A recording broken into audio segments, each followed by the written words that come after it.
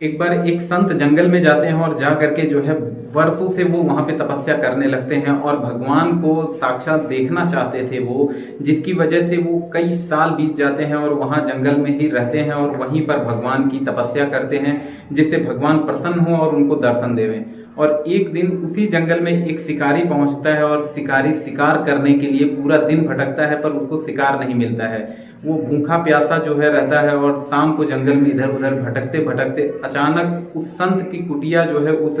जो शिकारी था उसको दिख जाता है और वो वहां पर जाता है और जा करके जो दरवाजा खटखटाता है तो अंदर से ये जो संत थे, जो पुजारी थे, वो बाहर आते हैं और बाहर आकर पूछते हैं, बताओ क्या मैं आपकी मदद कर सकता हूँ। तब वो बोलता है कि मुझे पानी पीना है, एक गिलास पानी पिलाते हैं, उसको बिठाते हैं अंदर अपने आश्रम में, अपने कुटिया में। और वो जो पुजारी था वो पूछता है कि तुम क्या करते हो, क्या काम के लिए यहाँ जंगल में आया हो। तो ये भी जो है जो शिकारी था वो बिना डरे, क्योंकि उसका वही काम था, वही वो काम बचपन से करता आया था, उसने बोला कि किसी ने मुझे बताया कि इस जंगल में बहुत सारे शिकार हैं और यहाँ पे मुझे बहुत सारे शिकार मिल जाएंगे, इसकी वजह से मैं यहाँ पर शिकार करने के लिए आया हूँ। और बदले में वो शिकारी उस पुजारी से, वो जो संत थे उनसे पूछता है कि आप यहाँ पे क्या कर रहे हो। तो वो जो संत थे वो बोलते हैं, मैं यहाँ पे तपस्या कर रहा हूँ, मैं यहाँ पे भगवान की पूजा कर रहा हूँ। तो वो जो शिकारी था वो बचपन से शिकार करना ही और जानवरों को मारना यही सब उसको आता था, उसको समझ में नहीं आया। फिर से उसने रिपीट किया,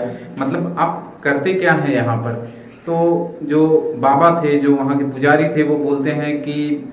अब इसको मैं क्या समझाऊं। फिर वो जवाब देते हैं कि मैं भी एक तरीके का शिकारी हूँ, मैं भी यहाँ पे एक शिकार करने के लिए आया हूँ, पर मेरा शिकार जो है कई दिन हो चुके हैं, मुझे अभी तक शिकार मिला नहीं है। तो वो शिकारी जो था वो काफी दुखी होता है और वो बोलता है कि बताओ इतने दिन से इनको इनका शिकार नहीं मिला। वो काफी दुखी होता है और वो पूछता है कि आपके शिकार जो है, आपका जो शिकार है वो दिखता कैसा है। तो वो जो संत थे वो बताते हैं कि सांवले से हैं, उनके चेहरे पर जो है सांवला रंग है और उनके बालों में जो है मोर पंख लगा हुआ रहता है, ऐसे टाइप का कुछ दिखते हैं। अब वो जो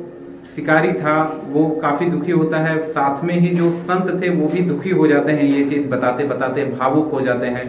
अब ये चीज देख करके जो शिकारी था वो बोलता है कि मैं आज यहाँ पे प्रतिज्ञा करता हूँ कि जब तक आपका शिकार मैं आपको ला करके ना दे दूं तब तक मैं ना ही खाना खाऊंगा और ना ही पानी पीऊंगा। वो काफी जो है उत्तेजित हो जाता है शिकारी और वो जो है वहां से निकल जाता है उनके आश्रम से और ढूंढने लगता है जंगल में इधर उधर। अब जो संत थे, जो पुजारी थे, वो काफी जो है ऐसा उनको लगता है कि आखिर में ये कहाँ से उनको जो है ढूंढ पाएगा और इस तरीके से थोड़ी ना जो है वो मिलेंगे। उनको लगता है कि इसके पास उतनी बुद्धि नहीं है, छोड़ो जाने देते हैं इसको। और वो रोज डेली की तरह अपना जो है पूजा जो उनको करना रहता था वो चालू करते थे।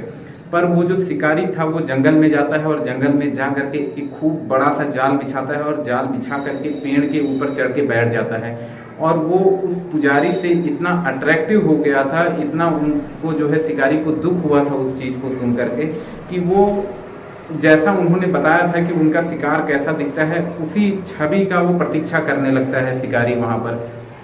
और प्रतीक्षा करते करते एक दिन बीतता है, 2 दिन बीतता है, 3 दिन बीतता है और वो जो है शिकारी वहीं पेड़ पे बैठा रहता है, ना ही नीचे उतरता है, ना पानी पीने जाता है और ना ही खाना खाने जाता है। और वो खूब बड़ी सी जाल बिछा करके वहीं पे बैठा रहता है। और ये देख करके जो भगवान थे वो भी इतने भावुक हो जाते हैं कि ये इंसान के दिमाग से एक भी सेकंड के लिए मेरी छवि नहीं हट रही है, ये मेरी इतनी तेजी से प्रतीक्षा कर रहा है, इतने सब्र रख करके ये मेरी प्रतीक्षा कर रहा है। और 4 दिन बीतते बीतते भगवान को ऐसा लग जाता है कि मुझे इसके पास जाना ही पड़ेगा, शिकारी के पास। और भगवान जैसा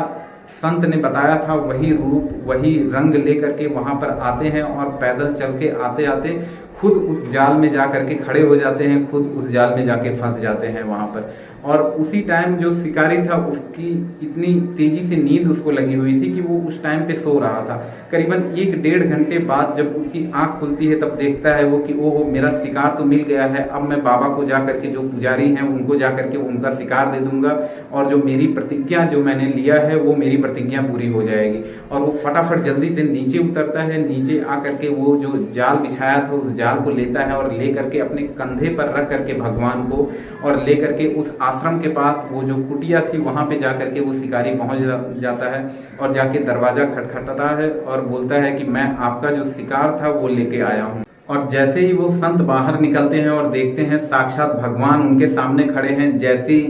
छवि की, जैसे रूप की उन्होंने वर्षों से जो है तपस्या की हुई थी, उसी रूप में भगवान उनके सामने आकर के प्रकट हो जाते हैं। वो संत जो थे वो तुरंत पैरों में गिर जाते हैं और गिर करके पूछते हैं कि भगवान ऐसी मेरे से क्या गलती हो गई थी कि इतना दिन तक मैंने तपस्या किया और आप मेरे सामने जो है दर्शन देने नहीं आए, और 4 दिन में जो है उस शिकारी के पास आप आ गए दर्शन देने के लिए।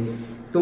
भगवान उस संत को ये कहते हैं कि आपने जो है मेरी जब भी पूजा किया है, तब पूजा करते टाइम या फिर जब आपने मेरी तपस्या किया है उस टाइम पे आपका ध्यान हमेशा जो है इधर उधर भटकता रहता था, पर इस शिकारी ने 4 दिन तक लगातार मेरी ही छवि को जो है देखते हुए जो है मेरा इंतजार किया है, इसलिए मुझे इसके पास आना ही पड़ा। ये कहानी काफी छोटी थी, पर जो है इसका जो सार था, जो मतलब है, वो काफी बड़ा है। क्योंकि अगर हम रियल लाइफ में भी अपना कोई भी काम करते हैं, वो किस भाव से करते हैं, किस चीज से हमारा जो भाव है कितना उसमें है, उसके ऊपर डिपेंड रहता है वो हमें कितने हद तक मिलेगा, कितने हद तक नहीं मिलेगा। कोई भी चीज जो हम चाहते हैं और उसमें हमारा पूरा ध्यान है, अगर पूरा भाव है, तो एक न एक दिन वो चीज हमको जरूर मिलती है। और आप सभी लोगों को इस कहानी के से क्या सीख मिलती है कमेंट करिएगा, और चैनल को अभी सब्सक्राइब नहीं किया है तो चैनल को लाइक शेयर सब्सक्राइब करना मत भूलिएगा। मिलते हैं अगली वीडियो में, तब तक के लिए जय हिंद जय भारत।